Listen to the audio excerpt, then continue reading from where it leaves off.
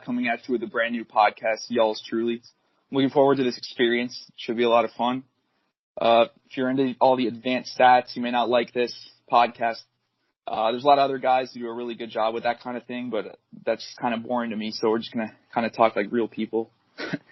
We'll get to some Royals talk in a minute here, but let's get to the elephant in the room. Chiefs lose 38-31 in overtime, the AFC Championship on Sunday. Zach, what are your thoughts on that? It was a disappointing game. I thought we were the better team. Definitely, and man. We had home field advantage, worked all season for it. So. Yeah. I don't think I quite have the sour taste that I did the past few years with them, just because we did win a game, but at the end of the day, I mean, you didn't win it all. What'd you really accomplish? But I'm looking forward to the future of the team. They got a lot of things to look forward to, but it's definitely a disappointing way, and especially having chances to win in that game. D Ford offsides in a critical moment of the game. I think there was about 45 seconds left or so. Yeah, definitely. It's good of Mahomes to lead us back on the field there for a minute, but as soon as we lost that coin toss, I knew we were pretty much done for. Yeah, and what was sad was we got Brady to 3rd and 10 on like 3 possessions, and every time just completed a pass. Yeah, you got to give credit where due there. I mean, some of those plays I thought were well defended, but Brady came through and his receivers made some really nice grabs for him. But yeah, and I don't know. I mean, it was kind of refreshing to see Sutton gone today. It's kind of been a long time coming, but I don't know. At the same time, players on the field, I don't know how much of a role Sutton really played, but I wasn't a big fan of up 4 in that situation in regulation. Wasn't a big fan of some of those soft coverages he was playing. Yeah, again, I mean, we've seen that time and time again. You'd think at some point he would learn against Seahawks, against the Patriots, the first game, against the Chargers, 2 drives, up 14, we blew that game. So it's just pretty maddening to see the same thing happen over and over again. Well, I think most of the time the guys are in the right spot. They just miss tackles or just completely give up on the play. Yeah. No, that's definitely noticed that, especially from our linebackers. I thought a lot of, and a lot of our defensive backs as well. But yeah, looking forward to next season or the future of the Chiefs. I don't know if you saw, they're thinking about offering Mahomes $200 million, which would make him the first player in NFL history to receive that. How do you feel about that? You think that'd be a good idea? I guess so, but I think I would kind of slow down and maybe give him more than 1 year before you make that decision. That's exactly what I was thinking. And you look at the Packers, for example. The one problem with that type of deal is you can sign a quarterback like that, but then you don't really have the finances to go out and sign players around him. And you see with the Packers time and time again, you have Rodgers, no real supporting cast, and that's kind of done that franchise in. And it is one season. I'm a big fan of Mahomes. I like his potential, but we've seen guys have great years. Maybe not that good, but we've seen guys have great years and then kind of fall off a cliff, or go into a sophomore slump, as they say. So, yeah, I think they need to pump the brakes a little bit on that. I think just the upcoming draft, we need to draft all defensive players. Oh, absolutely. That's horrible. Yeah, I think we got some really good players in the defensive line that I like. Of course, Justin Houston's getting older, but there's some really good players I like up there. We got to fix that secondary. We got to fix that secondary. Yeah, great season. Chris Jones is great. Really like Derek Nottie. Yeah, I mean, there's some studs up there. The only time our defense really had any sort of success this year was when we were able to really rush the quarterback, which we did at times. But secondary was so bad. Most NFL quarterbacks are going to burn you regardless of how much pressure you can get. So it's just time and time again. Like the first game, we got to Andrew Luck almost every time, and he could barely complete any passes. Yeah, no, that was insane because that was the best our defense has played all year. You see us play like that, and you're thinking, oh man, with our offense. For the Tom Brady, because he's so slow and old, but we didn't rush him up. No, yeah, that was a huge disappointment. But then again, I mean, it was one game. We'd seen the defense look pretty terrible for the majority of the season, so I guess it shouldn't come as that big of a surprise. But it gave us some legitimate false hope there, as the Chiefs typically do. It seems like almost every year in some capacity. So, yeah, that was very disappointing. I don't know, the whole playoff Andy Reid thing. I kind of feel like we may have gotten over that a little bit just because we didn't lose the first game, and it wasn't like I don't feel like we really choked against the Patriots, or we didn't really do anything that most teams don't do against the Patriots. Not that that's should make you feel any better, but maybe have a little bit more hope towards future years. This kind of felt like even though it was the first year of Mahomes, it kind of felt like this was like the perfect chance. So that's why I don't know. You got all these weapons coming back. Theoretically, should be good next year. And, 2-3 years down the road, I mean, we have all these weapons coming back on offense as well. Who knows? We might sign Kareem Hunt again too. So I don't know how big of a role he would really play. No way. You don't think so? That's not happening. There's big go to the Bears because they're the only team that wants him. You think so? Well, that would make a lot of sense with Nagy there. But I've seen some rumors about Hunt coming back. I think it would be a horrible PR look for the Chiefs, though. I don't think you can cut a guy like that. Domestic violence.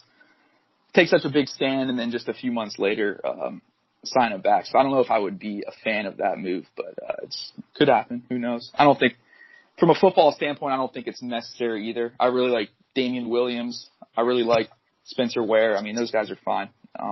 Definitely, I don't really think that would have made any difference, in the playoffs or really in any games this year that we play without Hunt.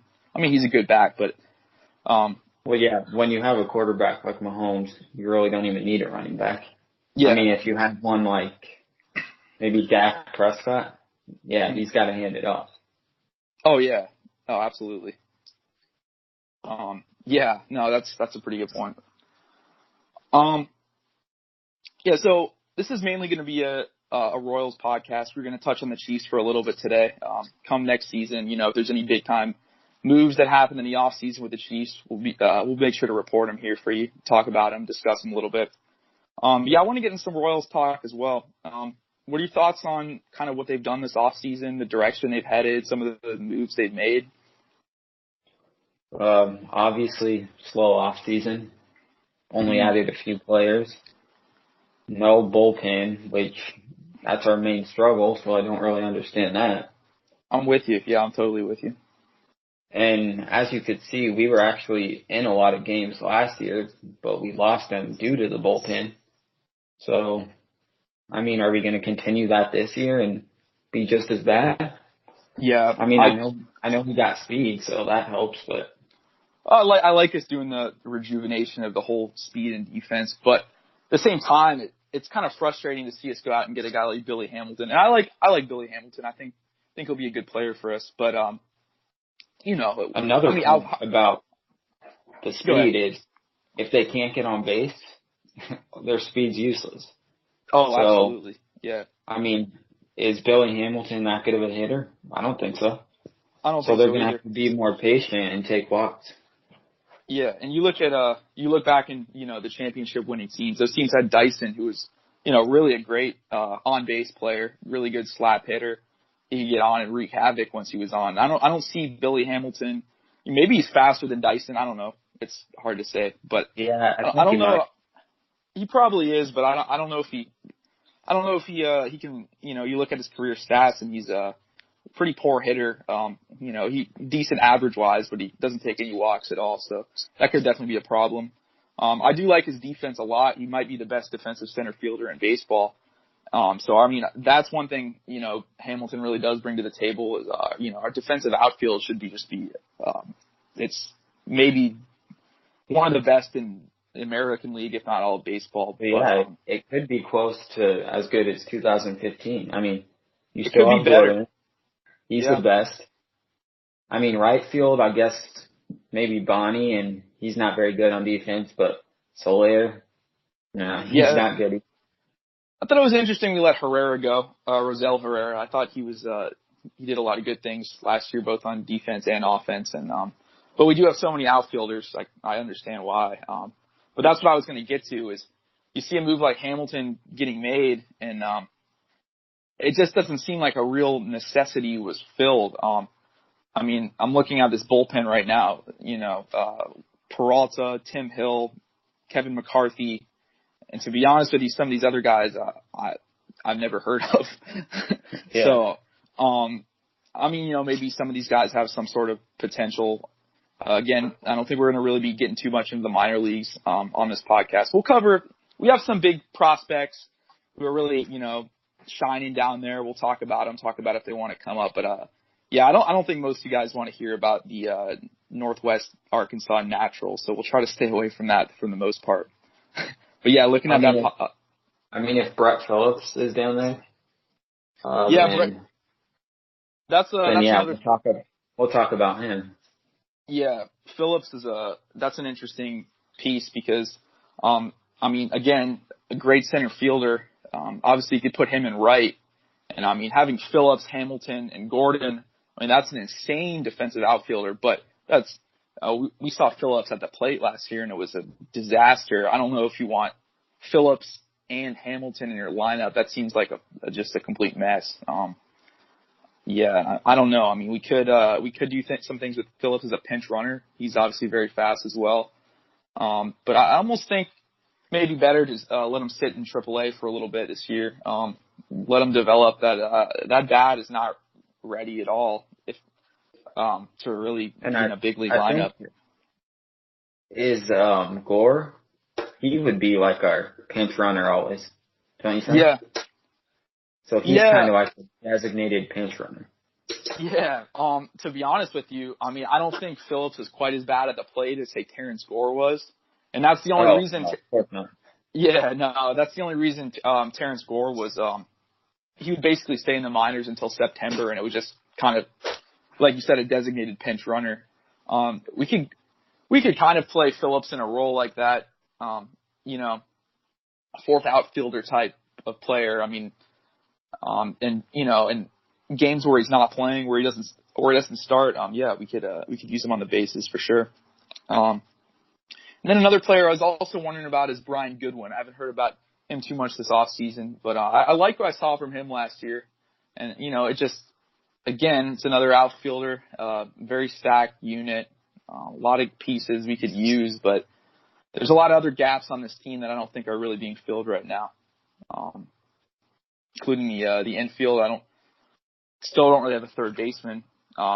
We did sign Chris Owings, but I don't know if you want to really look to him to be opening day third baseman on a major league team. Well, I think a lot of people still believe in Dozier. I'm not really sold on him. Yeah, he improved a little bit towards the end of the year, but I don't know if he's an everyday third baseman. I don't either. I wasn't too impressed from what I saw from Dozier last year. He did show some power, especially later in the year. Just didn't really seem to have much to him. A lot of strikeouts, a lot of just really piss poor at bats. His defense is average. It's really terrible at first. It's average at best at third. Hopefully at first, I do really kind of have some hope in O'Hearn. I'm not 100% sold on him because kind of like Dozier, he didn't really get a ton of time up. But but from what I saw from O'Hearn, definitely flashed a lot of potential. He could. He hit like 11 home runs in 42 games or something. Yeah, he went through one period. I don't know the exact number. I think he hit 5 or 6 home runs in 5 or 6 games. In August there. It was, he was red hot. He was going to opposite field. It was, there was that game against I'm sorry? A full season, he has the potential to probably be like a 35 home run guy. Yeah, definitely. I remember that game against, the most memorable O'Hearn moment was probably that game against the Indians, where he tied it in the 9th, and then Dozier actually, speaking of the double, they went back to back, so that was a back, yeah. Yeah, if you have any hope in Dozier, I guess he he would have maybe showed some late in the year. But O'Hearn was definitely a pretty consistent player. What he homered in his major league debut against the White Sox. I didn't really necessarily look at O'Hearn that way. I didn't think that he was more than just kind of a plug player and a 110 at that point. It looked like 110 or so lost season. I didn't think much of it, but no, the way he came on towards the end, give him a shot. I mean, we don't have anything really to lose at this point. Yeah, I still have hope that we'll sign some more pieces maybe in the next month. Because, I mean, last year we did the same thing. Yeah. So. Yeah. No, yeah. And, baseball is weird with free agency nowadays. I don't know if you remember last year. Basically, there's so many free agents that are didn't sign till, spring training or even towards the beginning of the season. Hosmer didn't make his decision till like the end of February, I think. Yeah, Hosmer left us hanging all off season, which was pretty wasn't good at all. I mean, we put a lot, in my opinion, too much effort into trying to re-sign Hosmer, and I think it could have had some negative consequences because it forced us to look other ways, kept us from looking other ways earlier, and we landed Lucas Duda, who really wasn't anything that amazing last year. I just hope something like that doesn't happen this year where we miss out. But of course, we're not trying to re-sign anyone that big. So hopefully we can jump on someone. I really, I mentioned bullpen guys, and I know there's some guys out there who we could sign, but I really wouldn't mind us getting like an actual third baseman. Owings can play third base, but he's almost more like a utility sort of infielder. You put him at second, put him at third. You can put him in the outfielder too. You can put him in the outfield as well. So I wouldn't mind seeing us really go after a legitimate third baseman. I think there's some guys on the market right now who we could, not necessarily big money players, but guys who can, maybe capable opening day starters. And I think if you do that, you have a lineup that some people are maybe sleeping on a little bit. Yeah. I mean, Moustakis is still out there, but I hear like a few teams want him. They're just waiting for Machado and Harper to sign. Yeah. But if he's out there for cheap, I mean, we could do the 1-year deal and then trade him again. I think that would be fine. I don't know if Moustakis is going to necessarily want a 1-year deal, but I don't know. We've seen in the past that he seems to overvalue himself a little bit in terms of what he's worth to other teams. Of course, he's a Boris client as well, so I think that definitely has a lot to do with it. But yeah, I mean, if he's not going to get the big 5 or 6 year deal he wants at this point, I mean, he might have to just take a 1-year deal again. And for the Royals, that would work perfectly. I mean, there's a lot of familiarity with the organization, so I'm sure if he's going to take a 1-year deal, it may as well be with us. It makes a lot of sense for us needing a third baseman, and then another potential trade piece if the season goes south by the deadline. So what are your predictions, like win total wise? Well, I think could change. I mean, there's a lot of off season left. See what kind of goes on during spring training. See if there's any guys who are really standing out there. I'm not too crazy about spring training as far as its meaning towards regular season results. But as of right now, I'd probably go in the 70, 75 win range. Not anything impressive at all, but improvement over last season, I guess. I think that bullpen, as it's currently slated, is going to lose us a lot of games. I think our starting rotation is maybe being slept on a little bit. I think we're going to be able to hit a little bit too, but I think bullpens are really important in 2019 in Major League Baseball, and I can't really even imagine having a worse one than we have right now. Yeah, that's why I think we're going to do something, because there's no way you can go into a season with the bullpen that bad. Yeah, it makes no sense to me at all. As it stands right now, we'd almost need starters to go 6-7 innings to have any chance at a win. I mean, maybe throw in McCarthy, maybe he can get an inning every now and then, and Peralta. And, speaking of Peralta, I think it's insane that, not insane, I guess that's a bit strong. But, I mean, he was okay last year, but, he was kind of a failed starter turned closer. I don't know if that's going to work out either. I mean, there's just a lot of mystery out there. A lot of mystery. And it cost us a lot last year. This roster, as it stands right now, it could be worse than it was last year, which is just unbelievable to me because it was, I can't even imagine it being any worse than it was. But yeah, no, that's going to cost us a lot of games. I think we're going to improve in other areas, but that's, until we sign someone, I'm going to have to say around 70, 75 win range. Well, that's not bad. That's hovering around 500 in a way. Yeah. I mean, I don't know. After last season, we were essentially out of it by May. It's just the rest of the season seems so boring to me after that. So to be honest, man, all I want this year is just to have some kind of a little bit of false hope going into June or July. Even if we fold late in the year, just give me some wins, give me some hope. Just kind of scrap through it because it's gonna be a long summer. Not. Well, the key is to start off strong in April. I mean, usually every year we dig ourselves a big hole that we can't get out of. Every year. Even in, well, I guess not in 15. In 2014, though, I mean, we were 50-50 at a time. Yeah. So that's 500 through 100 games. And the Royals, they need to somehow avoid this long losing streak they always find themselves in. I mean, a lot of the times it's in April, like you said. I don't know if you remember back to 2012. I mean, what was it, 13-game losing streak or something like that? Jonathan Broxton came in, walk off, hit by pitch, and it just snowballed downhill. And that was, we actually played decent baseball in 2012. Believe it or not, it was a horrible season. But for if you just take out that losing streak, we were actually a decent team. And we had a lot of these up and coming guys who, ended up becoming world champions on that team, but it was just such a horrible. That losing streak just did us in. There was a lot of hype coming into that year, and it was dashed usually quickly. A long losing streak's on your starting pitching, so yeah, if you get good starting pitching, that's how you avoid it. Yeah.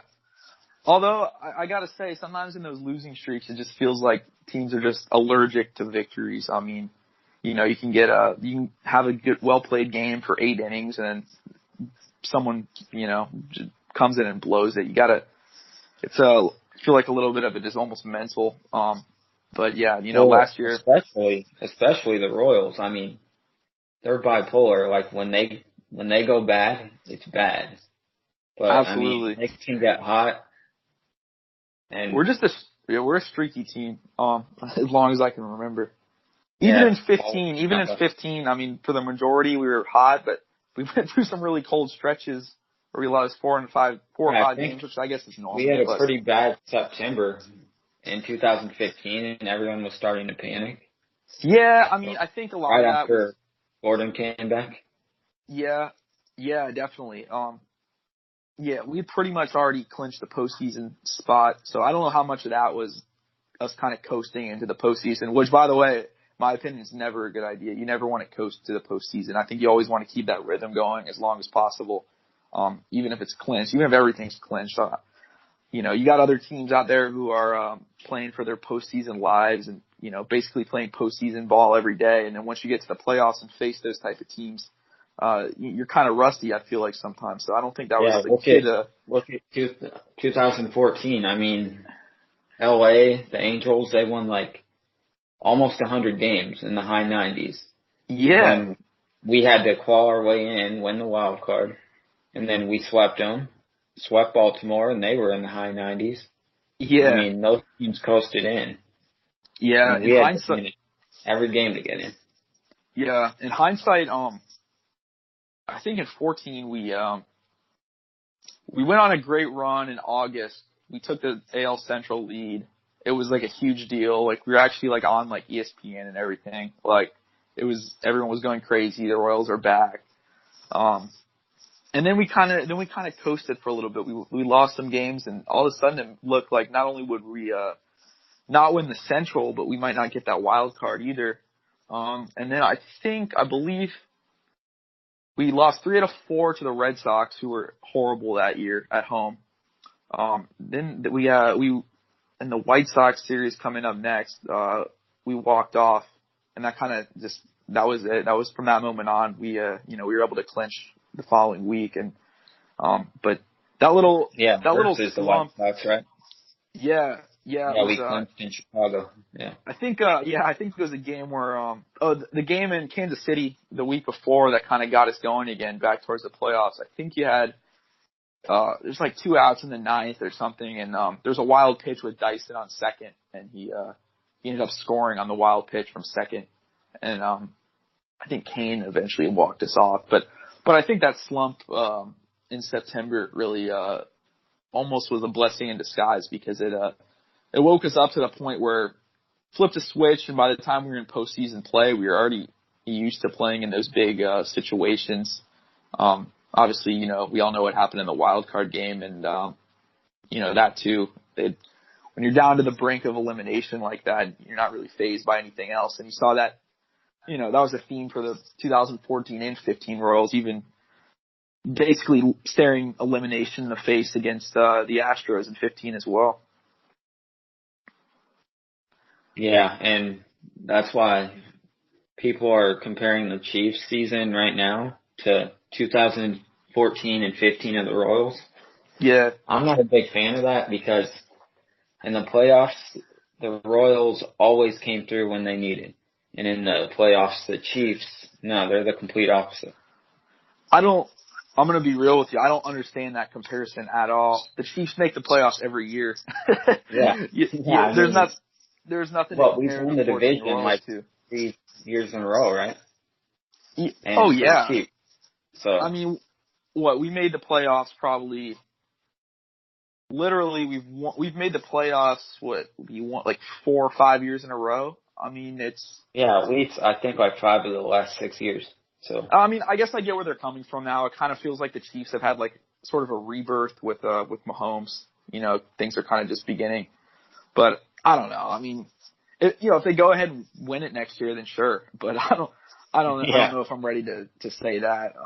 Yeah, I even saw like the Royals accounts were posting that sort of stuff. I was like, man, like, yeah, I don't like that. Have a little more pride in the Royals than that. There's got to be like, I get, you're supposed to support the other team, but like the Chiefs haven't done what the Royals have done. So a little too buddy for my liking. I mean, like I said, it all depends on the start we get. If we go on one of those big losing streaks early, I mean, it could be just as bad as last year. But I would say low 70s, maybe like 72, 73. Mm-hmm. Yeah, it's kind of where I'm at as well with that. And again, I think a lot of it depends. The off season isn't over yet. Of course, the winter meetings concluded. Maybe we get Harper. Maybe we get Harper in there. So obviously that could change things. But yeah. Actually, it probably wouldn't, because our bullpen would still bullet. That's how I'm looking at it too. It's like, okay, we got some guys. It just won't matter if that bullpen can't hold up. How do you feel about the starting rotation though? I think I already said I think it's a little bit underrated. I feel pretty good about that unit. Yeah, it's not bad. I mean, we have Duffy, and I think Lopez could be good. I mean, he had that one great game, but he was pretty inconsistent the rest of the way. Yeah. I like Lopez as a fifth starter. I'm actually, I've been seeing things where they've listed, basically our rotation as Duffy, Junis, Keller, and Kennedy, and then like an unknown as the fifth. I don't get that at all. If anything, I feel like Kennedy may be the unknown, but I guess, with the money he's on, that, they feel obliged to start him, so I kind of get that. But, I mean, I'd rather see Lopez in there than Kennedy. I mean, just objectively. But yeah, I don't know how realistic that really is. But I like Lopez a lot. I mean, we got him in that trade, and I think he was, at one point a top 100 prospect, for the Brewers. I mean, I think people are kind of overlooking him, and He was, like you said, inconsistent last year, but probably played his best baseball in some time when he was up with us. So, on a team like the Royals that's not really expected to contend, I don't see the harm in starting him. But I do think we need some sort of starter. Maybe that's another place for a free agent signing. I know we got some guys who are, also in contention for that spot. Jesse Hahn, Trevor Oakes. I don't trust those guys at all. When they were up last year, they looked pretty horrible. Keith Philmeyer, Yeah. he threw a few nice games last year. I almost think he might be better in our bullpen and some sort of long relief role, especially because I think we're going to need someone in that role a lot. I think Flynn will actually play that role the most. Flynn, yeah. I mean, Flynn kind of, he was pretty good towards the end of the year last year. I mean, he went 3 outings, or he went like 4 innings or something. Yeah, for this bullpen, Flynn is great. I mean, he's a pretty average pitcher overall, but, they have a few other guys back there. I was mentioning earlier, Glenn Sparkman. I would rather go with Flynn in that sort of role. But, what do you think about Duffy? Is he going to bounce back? I really have no clue what to expect from Duffy at this point. I still think he's a very talented pitcher. It's a different Duffy every start. I mean, even last year, as poor as he was, he had some games. It's just he's the type of pitcher. He has to find some sort of rhythm. He has one good game, and he could really blossom from there. One bad game, and it could just completely fall apart, completely snowball on him. I really, to be honest with you, don't know what to expect from him. I expect him, I guess, to be better than last year. But, he missed some time last year as well. I don't know, how much of that was actually hurt or just kind of struggling in a lost season. Didn't want to put too much wear and tear on his arm. But, I expect some improvement from Duffy. But I think the one guy Royals fans all kind of have their eye on to really maybe be the ace by the end of the year. I can't imagine you would at the beginning with Duffy, but is Brad Keller. Yeah, I could see that. I mean, I think we're kind of looking past Junis now because he struggled towards the end of the year, but you forget how good he was to start. I mean, every time he went out, you expected a win, and that was rare with how bad we were. Yeah, the main thing with Junis, and I agree, Junis had some good moments even towards the end last year. He was just very inconsistent. He kind of got bombs towards the middle. Junis has an amazing slider, really, really A+ slider. He just needs some other pitches to complement that. I mean, that's a nasty wipeout pitch. He just has to be able to control his other pitches a little more. He hangs a lot of fastball. He gives up a ton of home runs. I mean, that's a big thing for Junis. He's going to have to cut that down. But I definitely think Junis, from what I've seen from him, I expect, a good 3-4 starter, 4 maybe by major league standards, maybe 3 by, what we're probably going to be putting on the field next year. Yeah. So all in all, it has potential, but I mean, we'll just have to see if they live up. Yeah, no, I mean, there's a lot to look forward to there. That's, a real bright spot on this team, and for a team that's not really expected to do a whole lot next year, I think that's definitely something to look forward to. Keller, Keller's another player kind of like O'Hearn. I really like Keller's potential, but again, he only started for half a season. He was great in the bullpen as well, but and that's the thing with this starting pitching unit is as good as I guess that's a little bit of an overstatement, but as good as the potential may seem around it, there's so many question marks to where if things don't go as we hope, then it could really be a disaster too. I mean, say Duffy has another year like last year, Junis, you get bad Junis. Keller was, a fluke last year.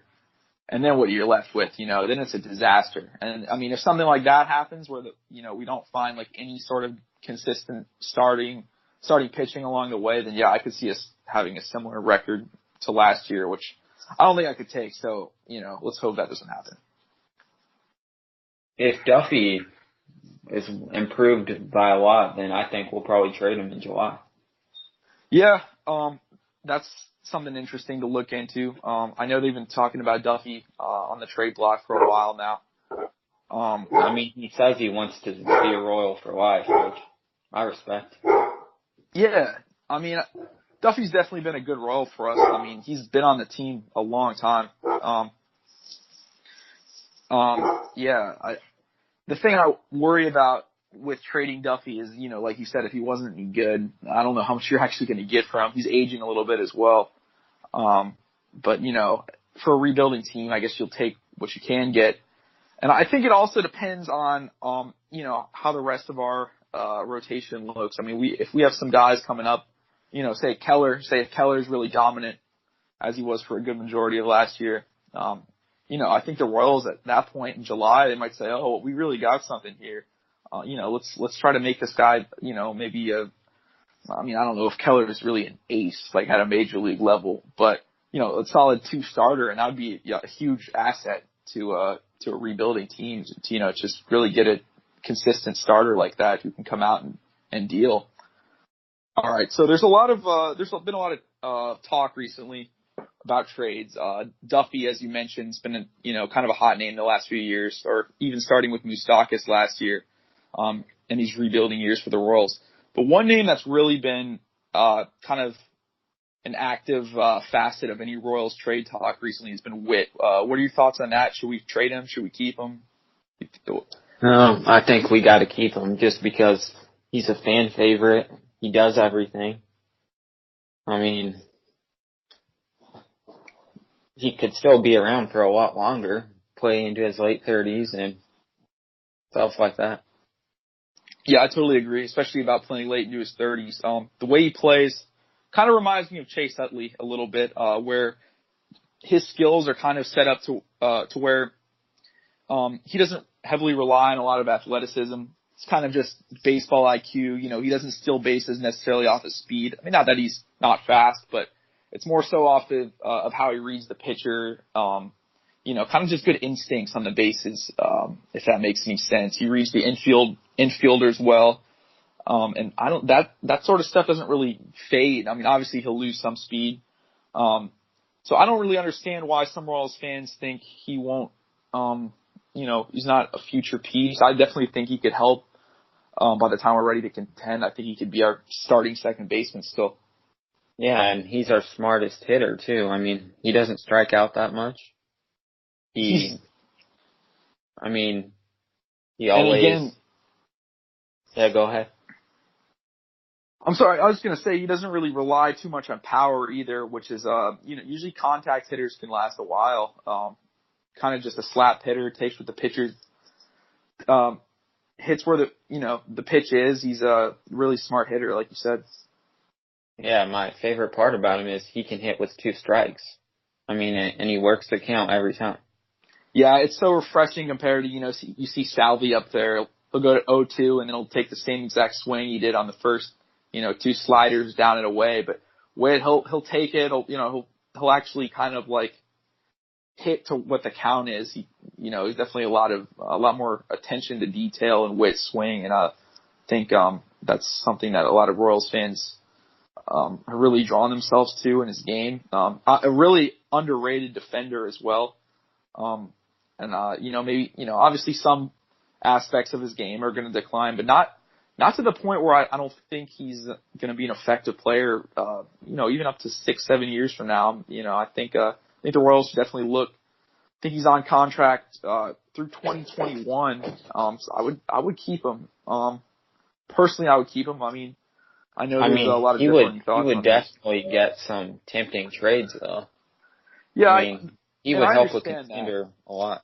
I understand that. And I think he's worth quite a bit, because of that reason. And, he's not just a 1-year rental as well. I mean, if you trade for Witt right now, you're going to get a player who really, is maybe in the prime of his career for several years. Not only, you can play multiple positions too. You can put him at second. You can put him in the outfield. Shoot, we haven't seen it. I bet you can put him at third. You can, we have seen he's played first. I mean, he's very, very versatile, very underrated player. And, from that standpoint, I could see why they would, consider shopping him. But, the Royals at this time, they're in a need for stars. They're in a need for sure players, position players that you can really count on to, to be there in the future. And I think Witt, at this point in his career, we've seen it. I think he's a sure thing, really. Yeah, he has a 20-game hitting streak going back to last season. I think he has the potential to make that last a while. Yeah, I don't want to say he breaks the record, but I mean, I can see it. I think he does. Why not? What, it's 56, right? Yeah, I think he breaks it, man. I really do. Yes, I think he could. All right. I think that's going to wrap it up for today. Please feel free to follow us on our Twitter account at YalsTrulyPod. DM us or tweet us with any suggestions you may have for our future shows. We'd love your input. And I think we're gonna post these for now on YouTube and SoundCloud. But if you guys have any other platforms you'd like to see this podcast on, please let us know. And thank you everyone for listening. Yeah, thank you.